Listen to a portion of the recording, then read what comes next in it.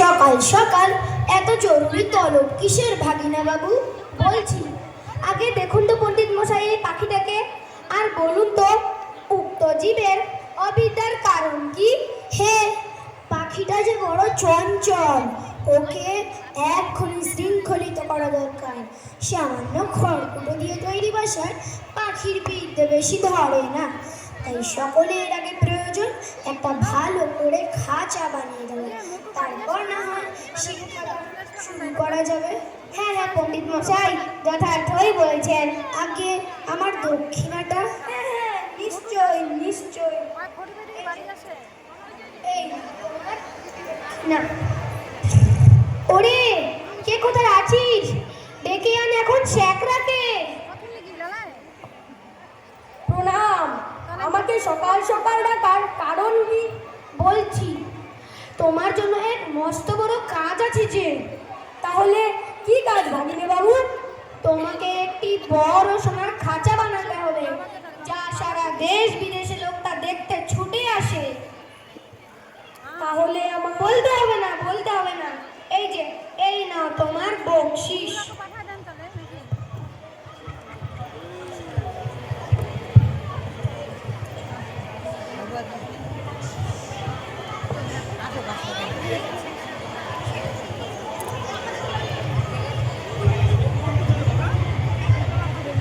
শিক্ষার একেবারে হদ্দবুদ্ধ।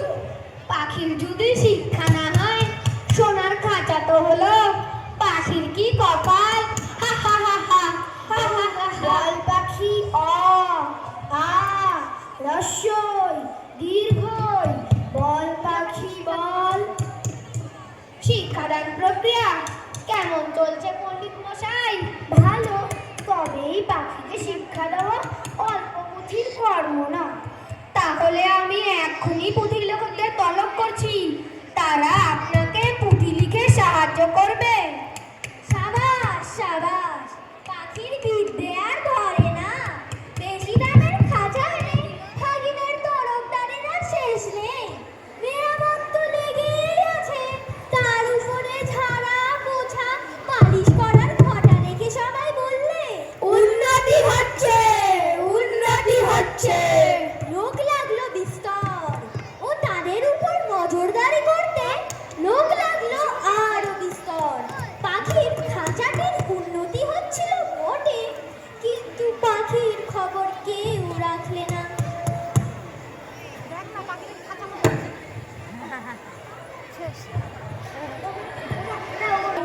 ডাকুন শেখরাদের, ডাকুন পণ্ডিতদের, ডাকুন লিপিকরদের, ডাকুন তাহলে তাদেরকে। হ্যাঁ মহারাজ, সত্য কথা জানতে চাইলে যারা মেরামত তদারক করে তাদের ডাকুন। বেশ, আমি বিলক্ষণ সবই বুঝতে পারছি। এই না ভাগিনা তোমার বকশিস।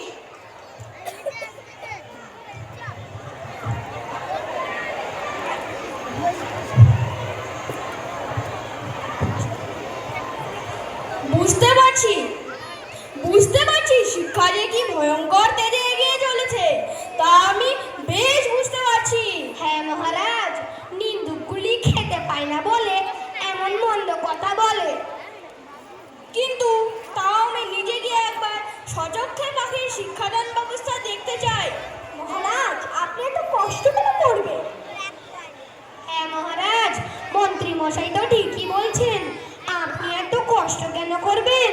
না, আমি এখনই আজ গিয়ে পাখির শিক্ষা